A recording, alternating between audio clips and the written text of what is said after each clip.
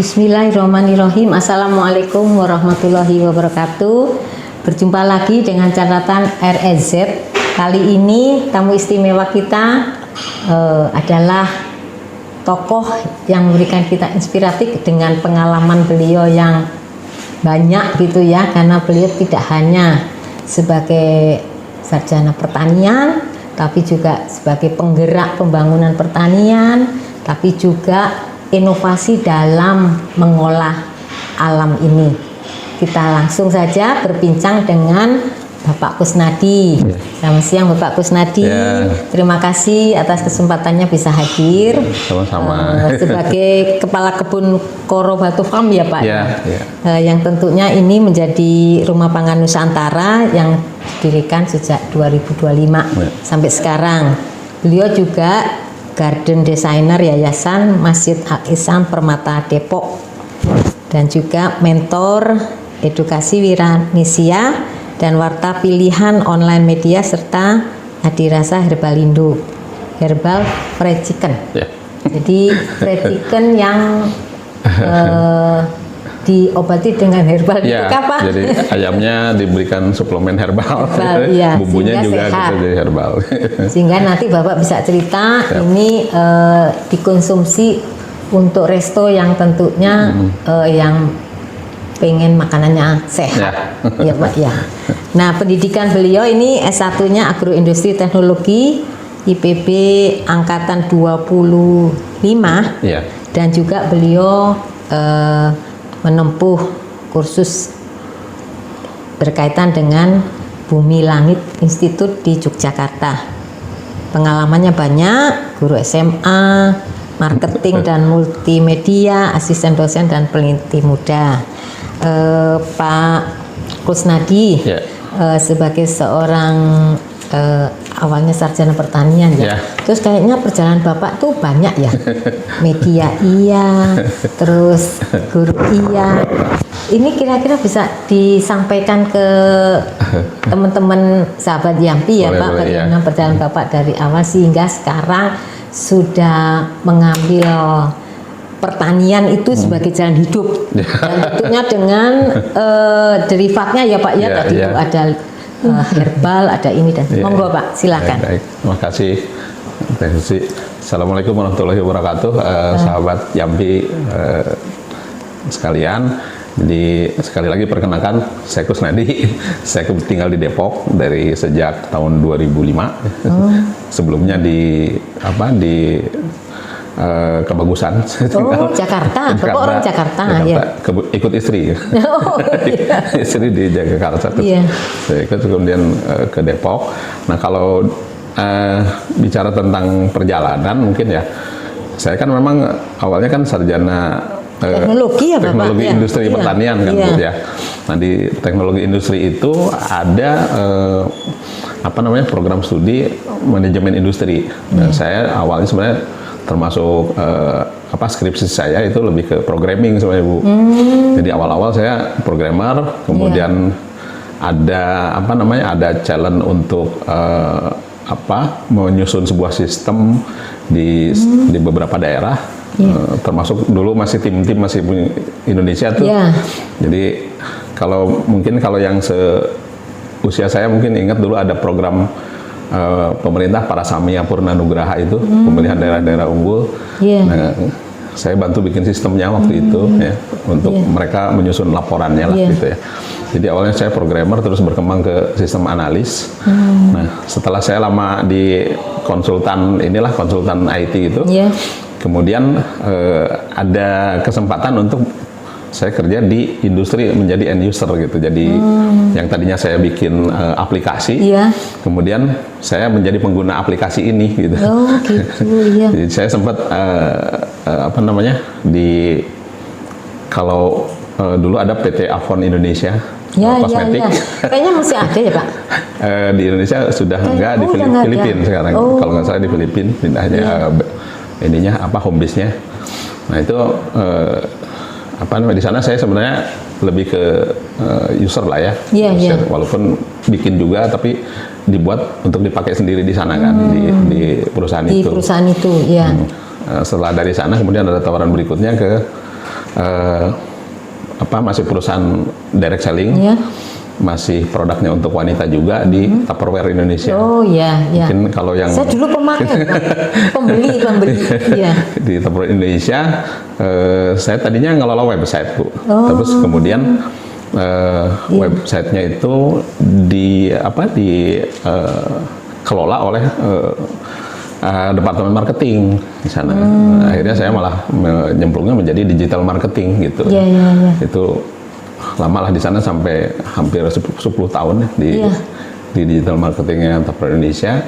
Kemudian tahun 2012 lah saya memutuskan untuk memulai kuadran baru gitu, mencoba untuk berwirausaha lah gitu. Yang tadi tesis disebutkan yang Herbalindo itu sebenarnya sama salah seorang teman itu mendirikan usaha berbasis ayam ya. Ayamnya kita sebutnya ayam sehat gitu ya. Iya Pak, memang betul. Jadi berangkatnya malah karena anak-anak saya itu sangat suka dengan ayam goreng gitu. Tapi kemudian ada kekhawatiran ini seperti apa enggak gitu kan, saya nggak tahu. Tapi lebih baik ya udah coba kita tangani dengan teman-teman komunitas herbal itu. Kita ini sendiri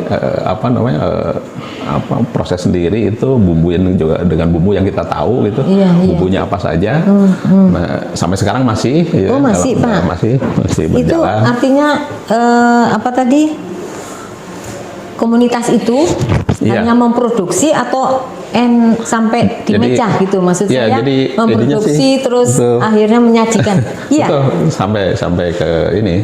Saya mungkin sebelum ini sih, sebelum COVID itu kita masih resto, masih terus ada juga kita buka restonya di komunitas ini misalnya di pesantren, Bu, di dalam pesantren atau di dalam kampus. Kalau kampus kita pernah di kampus di Semarang, Universitas Trisula. Itu kita pernah buka di sana gitu kan. Lalu di pesantrennya salah satu kakak kelas saya angkatan 21 yang Ustadz Adi Anusaini di Atakwa Depok gitu. Terus kemudian ada bencana COVID itu yang kemudian bisnisnya kita ubah, tidak pendekatannya tidak resto, tapi lebih ke pendekatan online jadinya, Bu, sekarang penjualan kita. Dan saya tidak memproduksi yang matang kecuali yang pemesanan, tapi lebih fokus ke ayam berbumbu aja. Nah, ayam marinate gitu istilah kita. Jadi ayam dibumbuin, kita packing. Di frozen gitu. Di frozen. Nanti teman-teman yang bisnis ayam geprek, bisnis fried chicken, nah itu tinggal ambil ke saya, nanti tinggal dia masak gitu. Nah, itu yang sampai sekarang Bapak masih berjalan di rumah sekarang home base-nya di rumah dengan istri saya. Itu yang saya karena berangkatnya dari ingin menyediakan makanan yang sehat buat keluarga.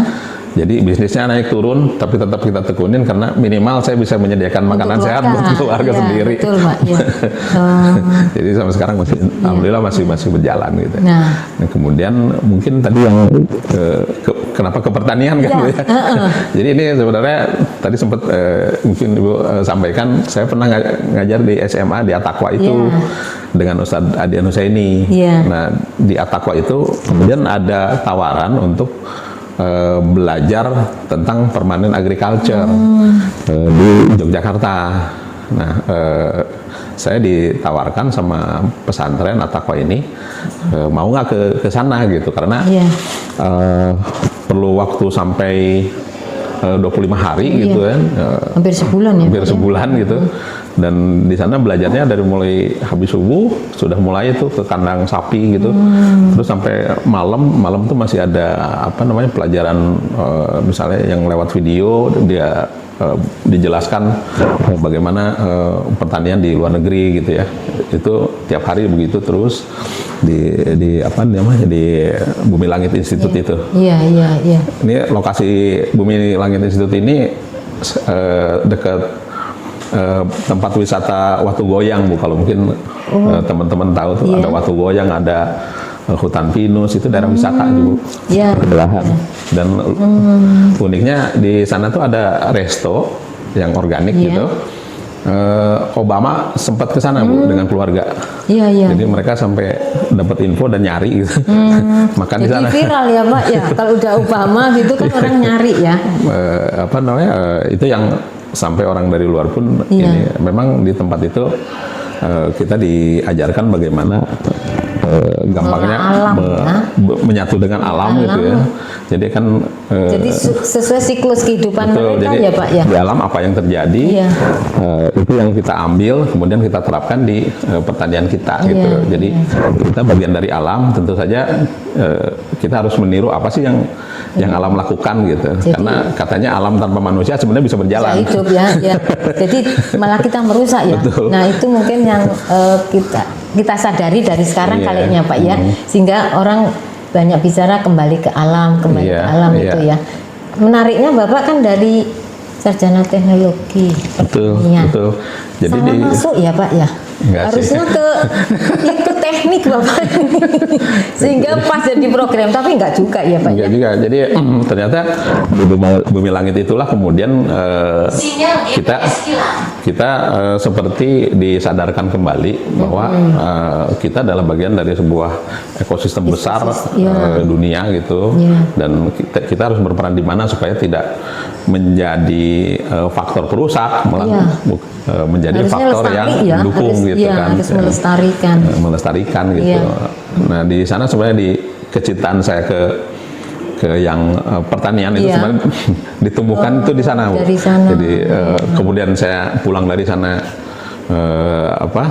lebih banyak aktivitas saya di pertanian itu sebenarnya setelah dari Bumi Langit itu. Bumi Langit Jogja itu yang mengubah ini Bapak dong ya, cara mindset Bapak ya, mindset Bapak. Nah kira-kira selain itu apa yang terus akhirnya Bapak menyadari bahwa kita harus kembali gitu, atau kita harus melestarikan. Mentor di Bumi Langit ini kan namanya Pak Iskandar Waworuntu. Nah, beliau itu suka menjelaskan bahwa kalau di pertanian itu kita jangan hanya melihat hasil, bahwa kita kalau nanam ini nanti panennya segini, nanti panenan ini kalau dijual hasilnya segini. Ternyata di permaculture ini diajarkan bahwa kita ini sebenarnya tidak hanya menghidupi kita yang nanam, tapi juga kita menghidupi makhluk-makhluk yang ada di bawah tanah gitu kan. Menghidupkan tanah itu justru kan kalau di saya Muslim justru kan itu yang dianjurkan kan, harus menghidupkan tanah yang mati kan gitu. Ternyata definisi menghidupkan tanah itu menurut beliau artinya di bawah itu banyak kehidupan. Jadi kalau saya beliau ibaratkan kayak segenggam tanah gini, kalau kita hitung itu ada miliaran makhluk yang hidup hanya di dalam segenggam tanah yang subur gitu. Nah 24 jam makhluk-makhluk ini pekerjaannya adalah berzikir kepada Allah gitu ya. Artinya kalau kita menciptakan sebuah kondisi tanah yang hidup dan di situ ada miliaran makhluk yang ikut hidup dan mereka 24 jam berzikir, masa iya sih kita nggak kebagian pahalanya gitu. Istilahnya ada pahala jariah dari yang kita kerjakan itu. Nah dari situ sebenarnya yang paling buat saya sih yang paling gimana caranya coba kita mengumpulkan jutaan orang disuruh berzikir selama 24 jam dan kita dapat pahalanya gitu. Kalau itu manusia berapa biayanya? Ini hanya dengan kita menyuburkan tanah aja, insya Allah kita dapat itu gitu. Nah itu yang kemudian ini sesuatu yang mungkin effortnya tidak terlalu besar, tapi insya Allah impact amalannya luar biasa. Artinya kan mereka hidup tentunya akan memberikan manfaat lagi ya Pak. Dari atas tanah kita dapat manfaatnya, di bawah tanah juga secara spiritual, kita dapat gitu. Itu yang sebenarnya yang membuat setiap orang mungkin kalau udah menyadari itu tidak akan malas berkebun, pasti akan semangat. Nggak punya tanah bisa dipot, orang cuma segenggam aja udah jutaan makhluk gitu, dipot aja, udah bisa kok kontribusi gitu ke alam. Nah kembali, artinya Bapak berbalik mindset ini apa tantangannya? Terus kesulitannya apa? Ya, jadi Kan sudah betul. zonnya di sini Betul, Pak, iya. terus dengan itu jadi Bapak kan harus tantangannya kan merubah. Pasti harus membagi waktu nih Ya. Bu, antara yang sudah kita kerjakan sebelumnya dan mungkin secara income sudah dari aktivitas sebelumnya. Sementara ini ada kesadaran baru nih gitu kan. Sementara yang kalau yang baru ini kan belum tentu ada impact seperti income, gitu ya. bahkan bisa-bisa malah mengganggu yang sebelumnya kan. Nah, itu ya. Itu sebenarnya saya diskusi dengan istri, bagaimanapun kita sadar bahwa ini tetap harus kita lakukan nih gitu, aktivitas yang effortnya kecil tapi secara spiritual dampaknya besar gitu. Tapi jangan ganggu kita barokah. Itu jangan ganggu ini juga nih gitu kan. Akhirnya kita pilih lagi, terus model-model bisnisnya kita arrange lagi sehingga saya kalau jam kerja saya mungkin tiap hari itu kita mulai jam 3 pagi gitu kan. Kerjaan-kerjaan yang online itu saya kerjakan pagi. Karena kan kebetulan kerjaan-kerjaan saya banyak yang online kan, kayak ngelola website gitu ya, ngelola medsos gitu.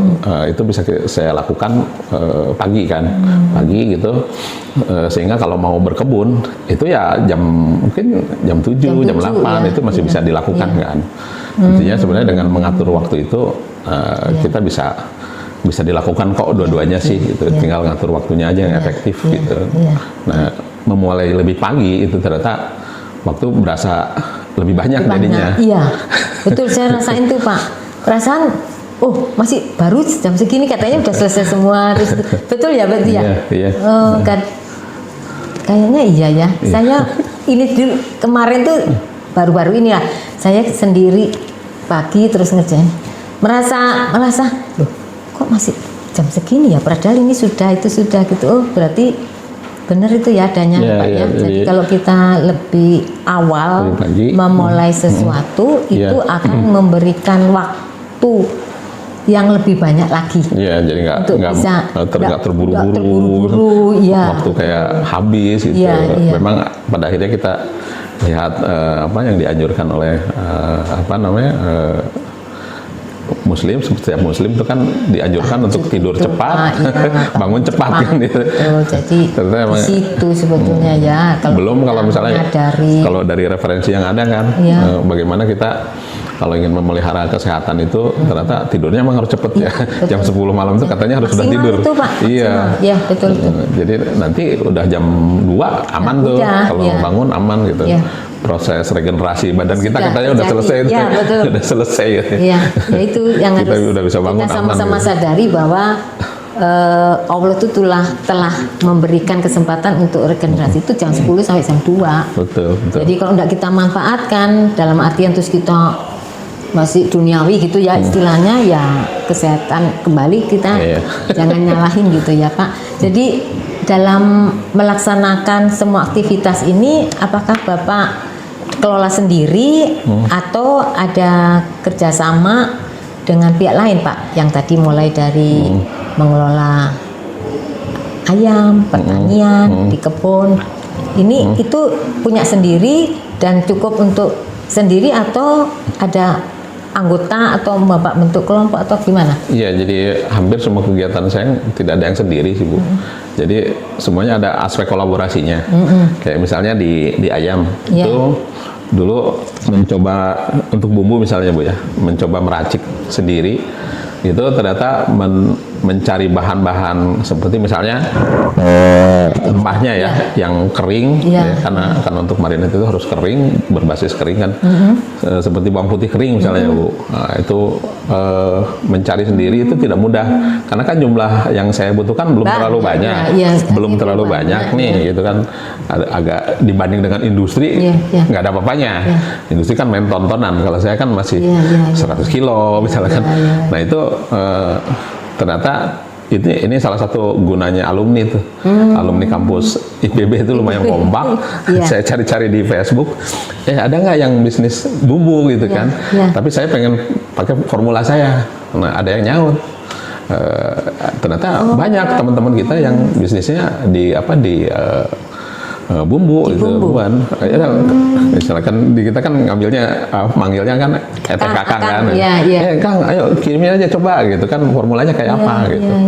Akhirnya coba ketemu ya sekarang yang bumbu itu teman kita ngerjain gitu kan. Terus apa namanya kalau kita butuh cetakan kemasan ternyata ada juga. Alumni kita juga ada. Oh, alhamdulillah ya. Kemasan jadi semua juga ada. Alumni IPP. Desain sampai jadi kemasan juga ada. Jadi di ayam juga saya kolaborasi. Di kebun juga begitu. Jadi kayak misalnya yang di Masjid Alisan itu. Nah, itu kan banyak relawan-relawan tuh Bu yang terlibat jamaah masjid itu kan ikut ikut jadi terlibat. Jadi ini kebun ini milik tanah wakaf ini sebenarnya. Tanah wakaf. Jadi tanah wakaf ada area yang memang dijadikan untuk jadi kebun, area kebun. Untuk kebun gitu. Memang ya. Biasanya wakaf kan untuk masjid atau apa. Ini memang untuk kebun. Nah, di blueprintnya itu ada buat bangunan, ada yang buat parkir, ada yang buat kebun, area terbuka hijau. Nah, itu yang kebunnya kita konsepkan taman kebun gitu. Jadi kebun tapi kita tata supaya orang kalau jalan ngelihat enak gitu ya. Nah, yang di Alisan ini kebunnya sekarang siapapun yang ke sana silahkan ambil yang diinginkan di sana. Mau metik cabai, mau metik pepaya gitu kan. Oh, jadi komoditasnya banyak, Pak? Banyak. Jadi konsepnya kan yang utama kan buah-buahan. Nah, di antara buah-buahan itu baru itu yang horti-horti gitu kan. Jadi semua tanah dimanfaatkan. Nah, sekarang masih modelnya kan karena di tengah komplek emang didedikasikan buat umat karena itu tanah wakaf. Yang ke sana silahkan ambil. Kadang-kadang kita tuh ingin bersedekah. Ada amalnya ada. Nah, itu nanti kalau orang mau berkontribusi silahkan. Gitu ya, Pak, kita ada keropak gitu. Mau ngisi silahkan. Kalau enggak juga nggak apa-apa. Karena saya pernah ketemu beberapa yang alhamdulillah dengan kontribusi jamaah ini ada orang yang hari itu tidak bisa membeli sayur untuk keluarganya ke tanah wakaf aja gitu. Jadi sesuatu yang tanpa kita sadar bahwa kita sudah memberikan bantuan untuk yang memerlukan ya, Pak. Ya, kalau metik daun singkong. Berapa luasannya itu, Pak? Total tanahnya sih 2.500. Tapi yang dijadiin kebun itu kira-kira 500 yang kebun ininya ya. Tapi pinggir-pinggirnya semuanya kan kita kasih buah-buahan gitu. Terus yang umbi-umbian yang kayak singkong itu kan cuma sebentar, pisang, gitu ya. Ubi. Jadi kebermanfaatan. Dan istilahnya itu silakan ambil gitu ya, Pak? Silakan ambil. Istilahnya ya. Jadi kalau mau kontribusi silakan gitu. Ada kita siapin. Dan yang mengerjakan mengelola itu anak santri itu. Relawan maksud saya. Ya, si relawan. Ya. Walaupun dari pihak masjid menyediakan satu orang memang yang dedicated. Nah, relawan ini dari mana, Pak? Dari sekitaran komplek itu, Bu. Itu kan kebun di tengah-tengah komplek. Komplek Permata Depok. Tempat saya tinggal itu. Daerah mana itu ya, Pak? Dekat stasiun Citayam. Oh, Citayam. Ya, kebayang saya. Dekat stasiun Citayam itu. Ada komplek namanya Permata Depok, ada masjid, ada tanah wakaf gitu. Jadi warga ya? Warga di sana, ya. Jadi kan ada beberapa warga yang suka berkebun. Kita juga kan nggak menganjur, misalnya berkebunnya hari apa gitu, enggak, ininya aja, sesempatnya. Bagaimana mengorganisir, Pak? Karena itu kan harus, momennya sekarang ada yang maunya panen aja, ada yang kan mulai budidaya sampai itu mengatur, memanage lah, Pak, maksud saya. Nggak apa-apa, jadi kita kan ingin semua orang dapat manfaat, semua orang boleh berkontribusi. Jadi ada memang yang hobinya panen ada. Tapi kalau panen kan nggak tahu susahnya tuh budidaya ya, maksudnya menanam terus memupuk dan sebagainya, nggak diatur itu, Pak. Saya kembalikan malah ke jamaah.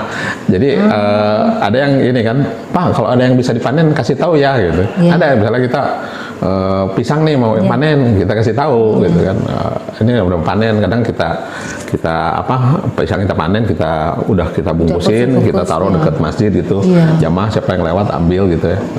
Terus ada juga memang Bu yang hobinya dia nyemai, pengen nyemai, dia bawa dari mana gitu, entah cabai, entah serai gitu, dibawa tuh ke tempat kita.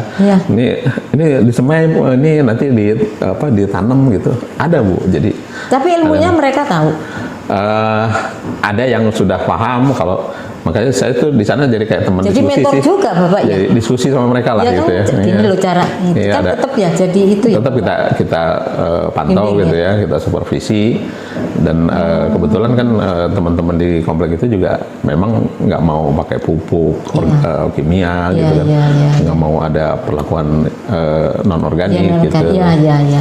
Jadi memang visinya sih emang udah visi ingin alami nih gitu ya, kan. Ini tuh lebih enaknya dan situ. untuk memberikan manfaat ya, Ya, kepada iya.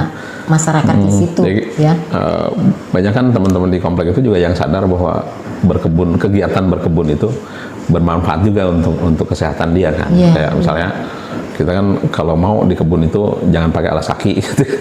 Kan ada tuh yang Cloning itu, Pak. ya, Ya. jadi yang langsung kan Cloning itu ada langsung, keyakinan ya, itu kan ya, ada. ya, itu Nah, kesehatan itu bisa katanya. dilakukan di kebun kan gitu loh.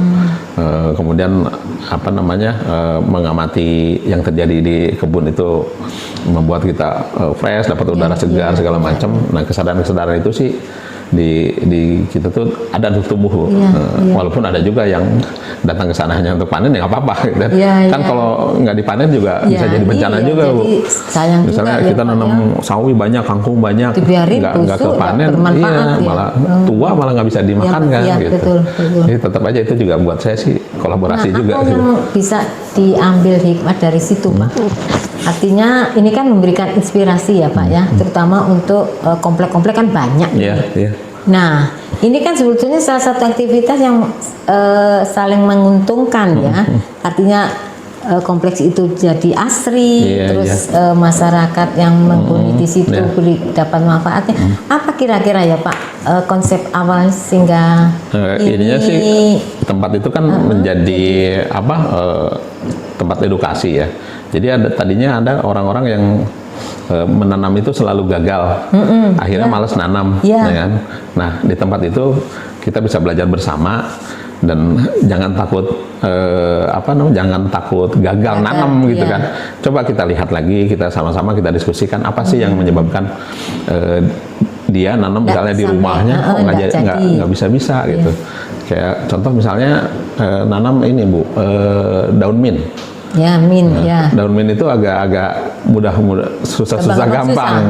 Jadi untuk sebagian orang ada yang sampai udah menyerah nanam mint gitu. Gimana sih caranya gitu.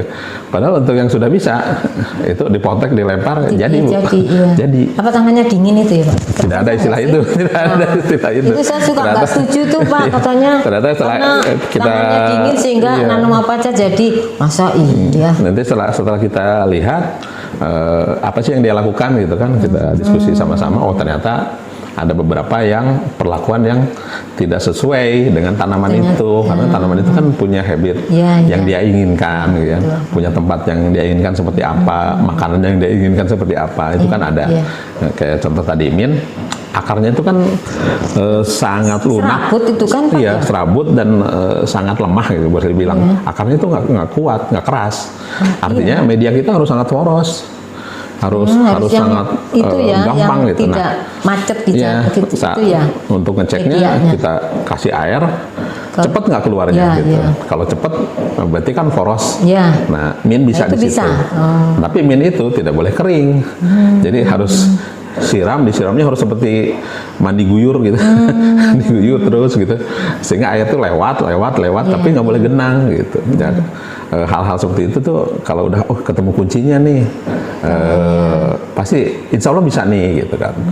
Terus lingkungannya dia udaranya harus bebas, tidak boleh misalnya ada udara masuk tapi nggak ada udara keluarannya. Mint juga nggak bisa. Terus lihat mataharinya gitu kan. Jadi kita ngamatin sekitar kan. Sinarnya mataharinya dapat enggak kayak gitu. Nah hal-hal seperti itu setelah didiskusikan kan ternyata bukan tangan dingin tangan panas ini. Ini masalah bagaimana kita masalah literasi kita tentang tanaman itu. Itu terjadi juga di tanaman yang lain ya, cabai, terong, singkong bahkan gitu. Kan ada juga yang nanam singkong nggak jadi. Padahal tinggal nanti padahal itu segampang itu gitu kan untuk yang sudah tahu ilmunya. Nah, ternyata untuk yang belum tahu itu susah. Nah ini kan harus ada yang